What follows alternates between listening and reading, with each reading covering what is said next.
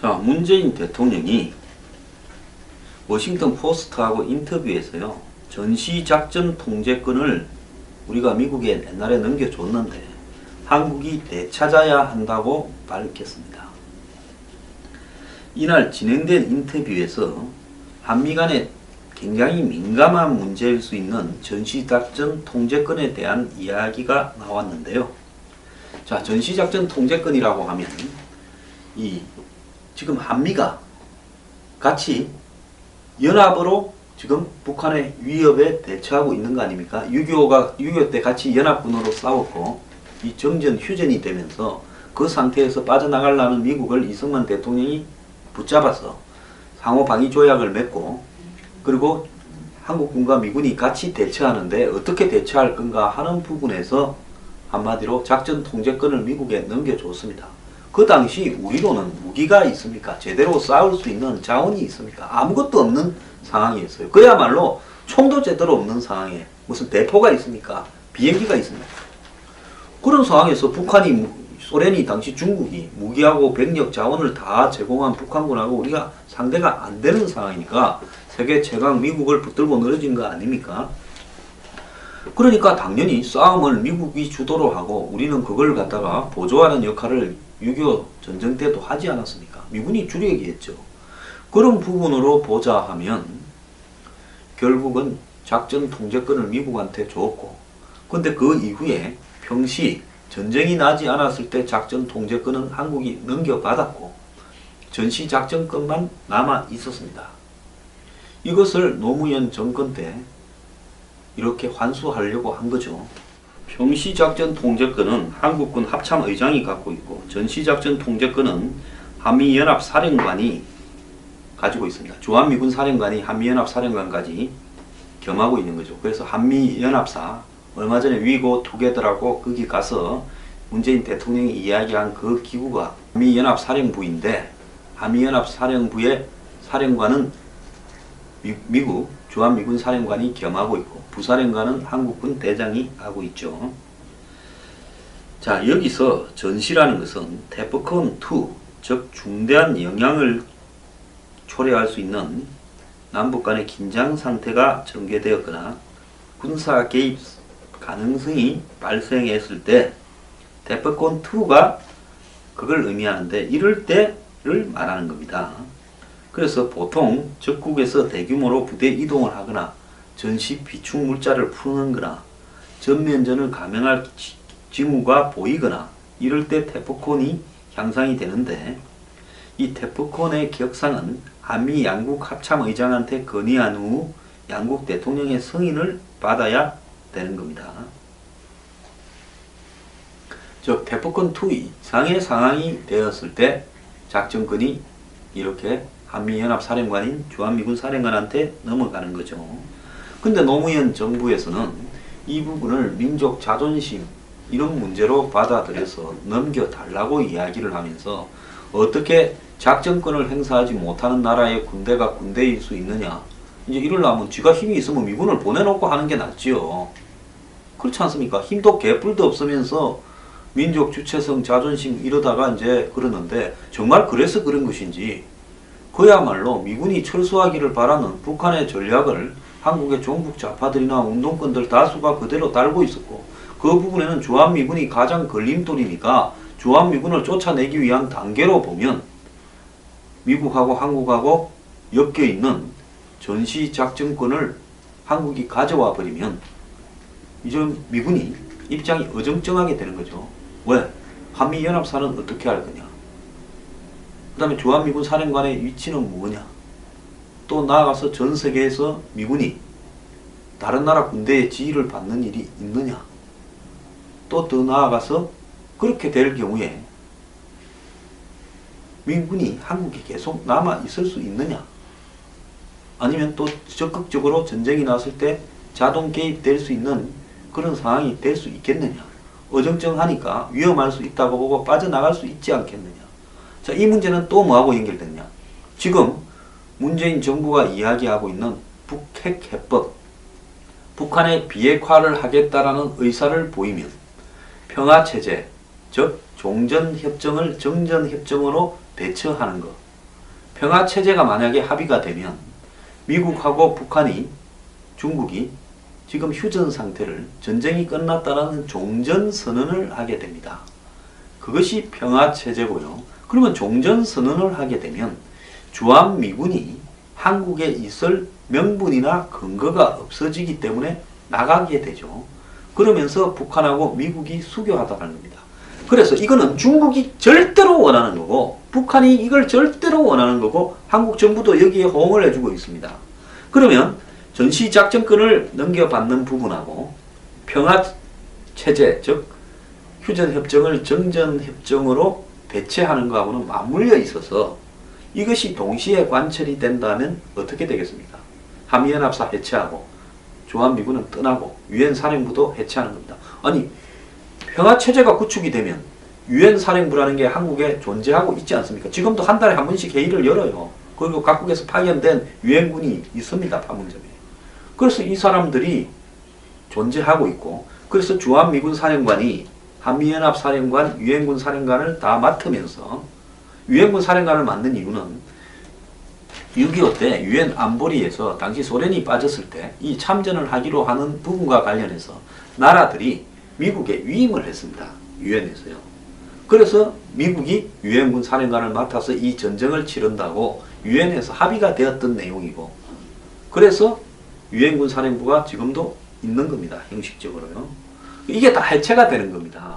그럼 이 틀을 해체하자는 것은 북한이 제일 원하는 거고 중국이 제일 원하는 거며 중국은 이것이 해체되면 결국 미국이 한반도에서 떠날 거고 한국은 경제적으로나 군사적으로 결국 북한과 더불어서 중국의 식민지처럼 애속될 거라고 생각을 하고 있는 문제입니다. 그런데 당시 좌파 정부를 자처한 노무현 정권에서는 2007년 그때 미국의 럼스펠드를 노무현 대통령이 청와대로 불러서 전시작전권 넘겨라 했습니다. 그때 제가 아는 미국 관료가 같이 가서 그 이야기를 제가 상세하게 들었고 신동환과 하는 잡지에 인터뷰한 내용도 제가 주선을 했었습니다. 거기에 보면 이제 합의가 되어서 최종적으로 2007년 2월 24일 워싱턴에서 열린 한미 국방장관 회담에서 2012년 4월 17일부로 전시작전권을 한국에 환수키로 했다가 2010년 6월 26일 이명박 정부 때 한미 정상회담에서 이양 시점을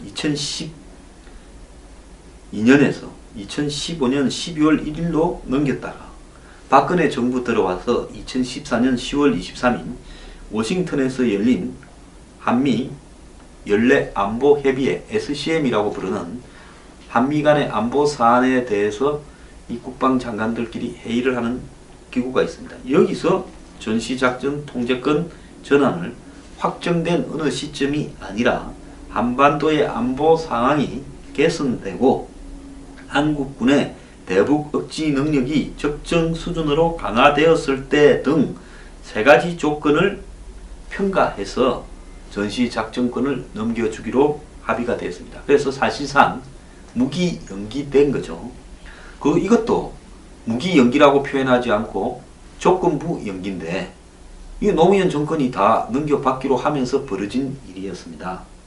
그래서 세 가지 조건이라는 것은 한반도 영내 안보 환경, 전시작전 통제권 이후의 한국군의 핵심 군사 능력, 세 번째로 북한의 핵미사일에 대한 한국군의 대응 능력 등을 기준으로 한다는 겁니다.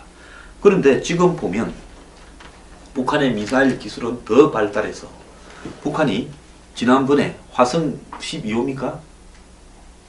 공중으로 2114m를 5월 14일인가 문재인 정권 들어서고 쐈지 않았습니까?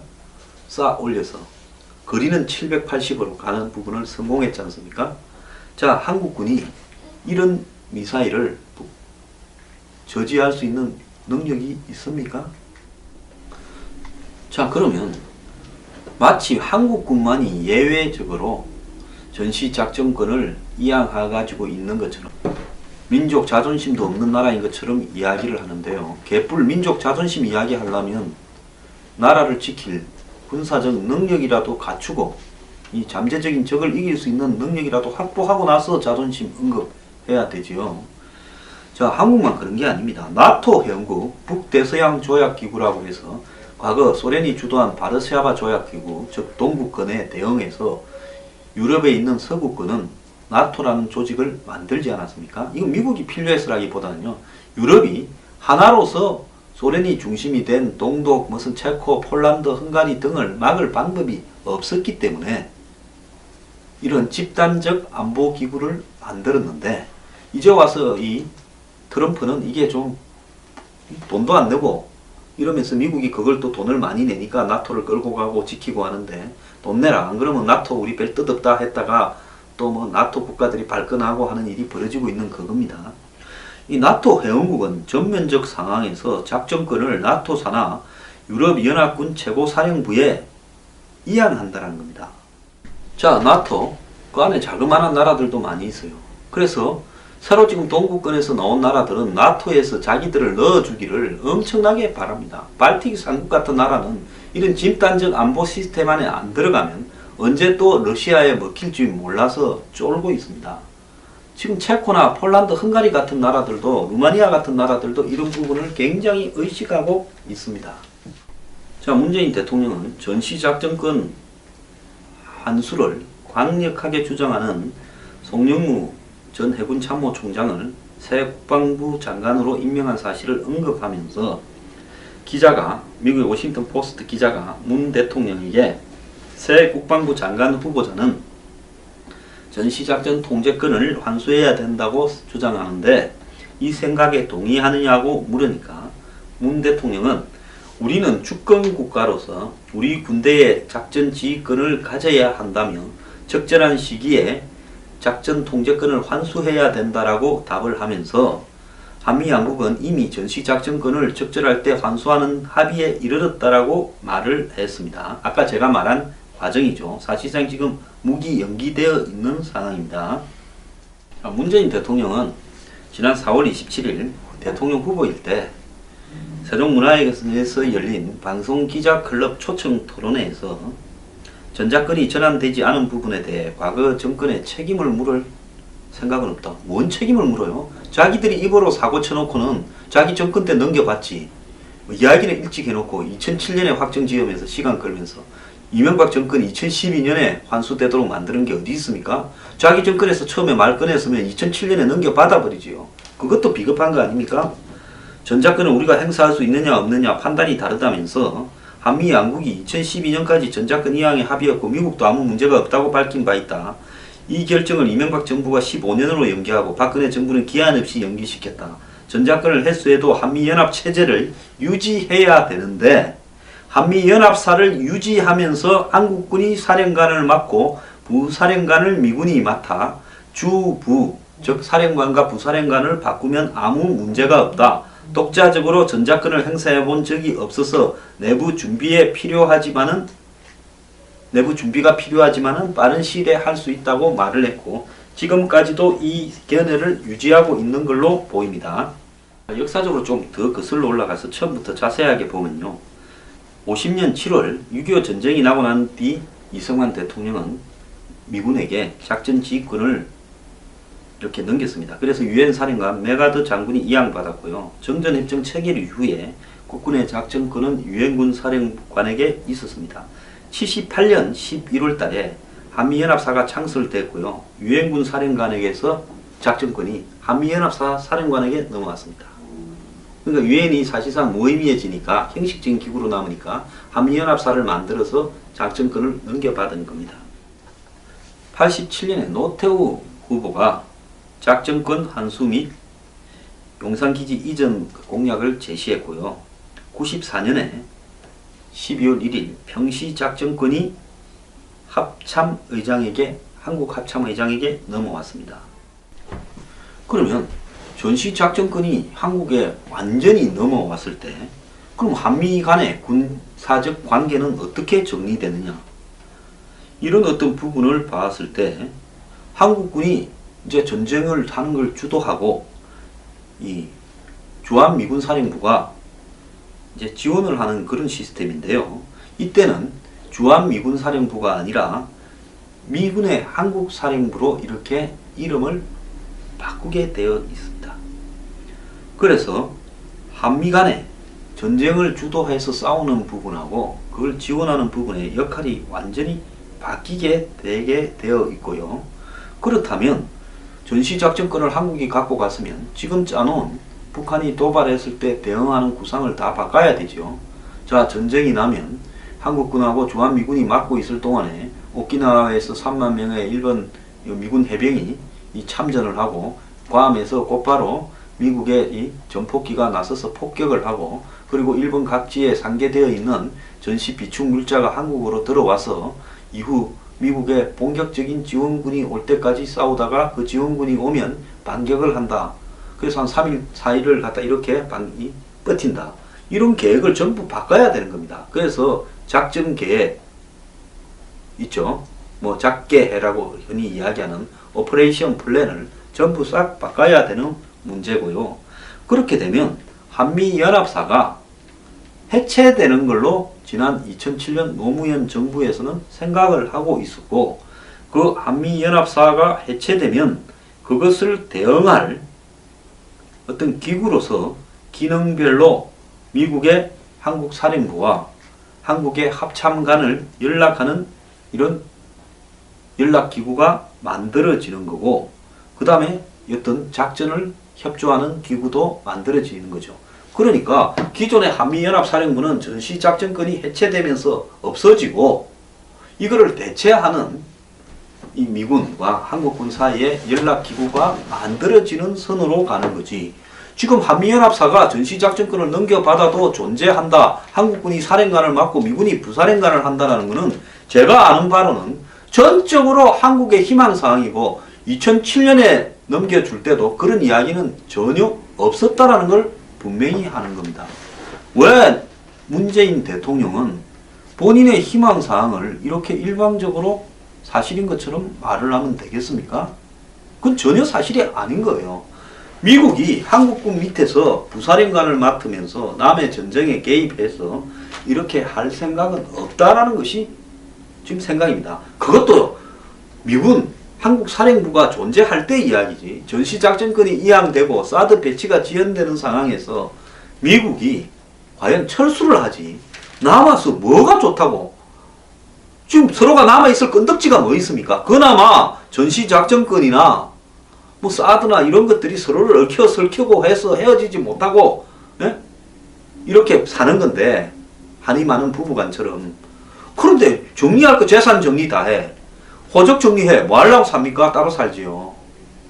그래서 전시작전권이 이양되었을 때 한미연합사가 있다라고 생각하는 것은 2007년 합의 때 연합사가 해체되고 연락기구만 별도로 둔다라고 하면서 서로 발을 빼가던 국면을 갖다가 있고 이제 와가지고 한미연합사는 전시작전권이 넘어와도 있다라고 생각하는 것은 우리가 살기 싫은데 우리가 일방적으로 붙들고 있다고 만정이 떨어졌는데 상대가 있겠습니까?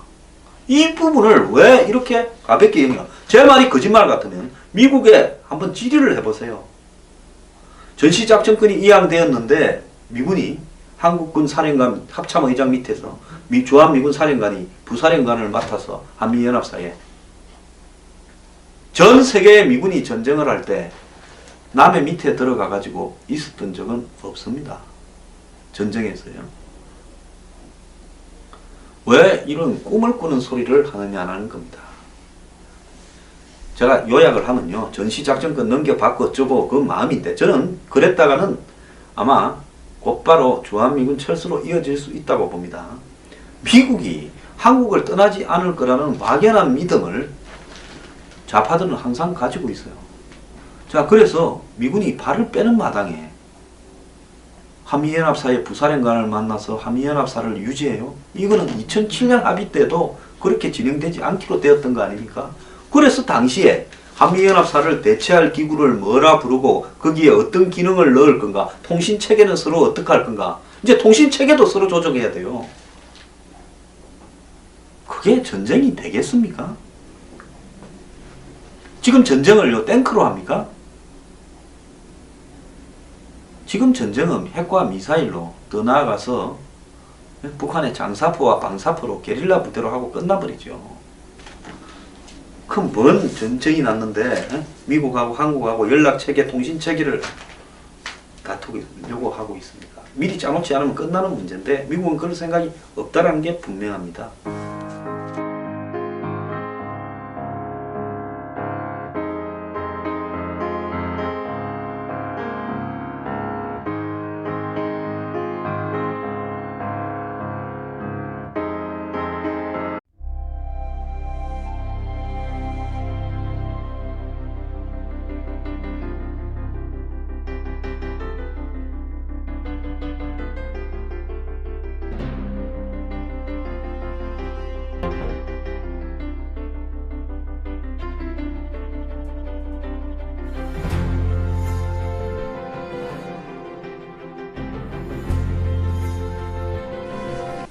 자, 문재인 대통령이 워싱턴 포스트하고 인터뷰에서요, 전시작전 통제권을 우리가 미국에 옛날에 넘겨줬는데 한국이 되찾아야 한다고 밝혔습니다. 이날 진행된 인터뷰에서 한미 간에 굉장히 민감한 문제일 수 있는 전시작전 통제권에 대한 이야기가 나왔는데요. 자, 전시작전 통제권이라고 하면 지금 한미가 같이 연합으로 지금 북한의 위협에 대처하고 있는 거 아닙니까? 6.25 때 같이 연합군으로 싸웠고 이 정전 휴전이 되면서 그 상태에서 빠져나가려는 미국을 이승만 대통령이 붙잡아서 상호 방위 조약을 맺고, 그리고 한국군과 미군이 같이 대처하는데 어떻게 대처할 건가 하는 부분에서 한마디로 작전 통제권을 미국에 넘겨줬습니다. 그 당시 우리로는 무기가 있습니까? 제대로 싸울 수 있는 자원이 있습니까? 아무것도 없는 상황이었어요. 그야말로 총도 제대로 없는 상황에 무슨 대포가 있습니까? 비행기가 있습니까? 그런 상황에서 소련이 당시 중국이 무기하고 병력 자원을 다 제공한 북한군하고 우리가 상대가 안 되는 상황이니까 세계 최강 미국을 붙들고 늘어진 거 아닙니까? 그러니까 당연히 싸움을 미국이 주도로 하고 우리는 그걸 갖다가 보조하는 역할을 6.25 전쟁 때도 하지 않았습니까? 미군이 주력이었죠. 그런 부분으로 보자 하면 결국은 작전 통제권을 미국한테 줬고, 근데 그 이후에 평시 전쟁이 나지 않았을 때 작전 통제권은 한국이 넘겨받았고 전시 작전권만 남아 있었습니다. 이것을 노무현 정권 때 이렇게 환수하려고 한 거죠. 평시작전 통제권은 한국군 합참의장이 갖고 있고 전시작전 통제권은 한미연합사령관이 사령관인 주한미군 사령관한테 넘어가는 거죠. 근데 노무현 정부에서는 이 부분을 민족 자존심 이런 문제로 받아들여서 넘겨달라고 이야기를 하면서 어떻게 작전권을 행사하지 못하는 나라의 군대가 군대일 수 있느냐, 이제 이러려면 쥐가 힘이 있으면 미군을 보내놓고 하는 게 낫지요.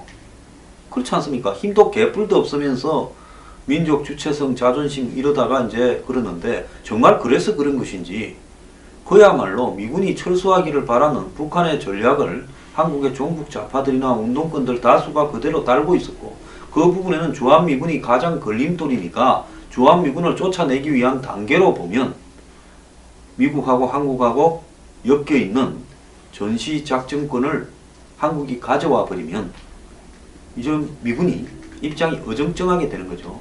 왜? 한미연합사는 어떻게 할 거냐?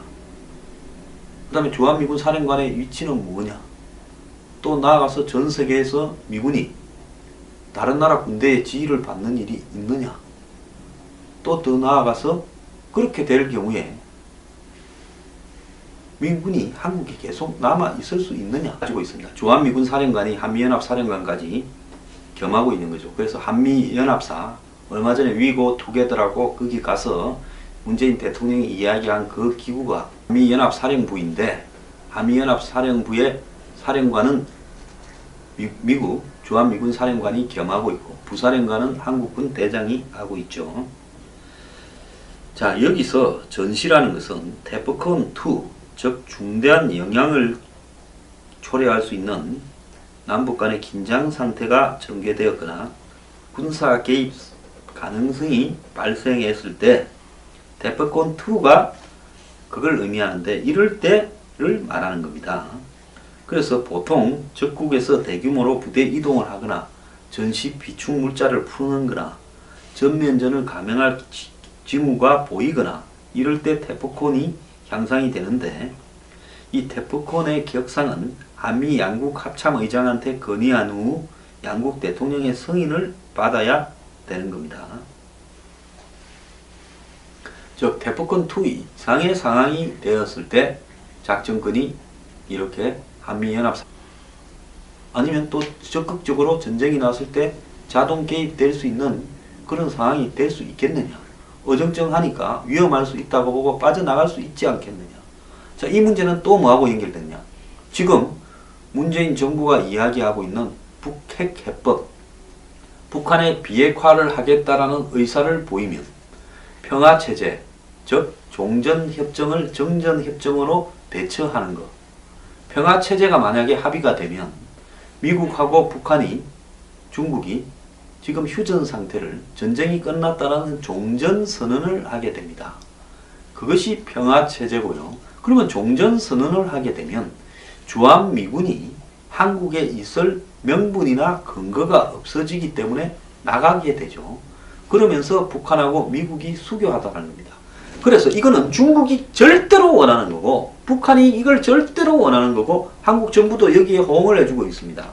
그러면 전시작전권을 넘겨받는 부분하고 평화체제, 즉 휴전협정을 정전협정으로 대체하는 것하고는 맞물려 있어서 이것이 동시에 관철이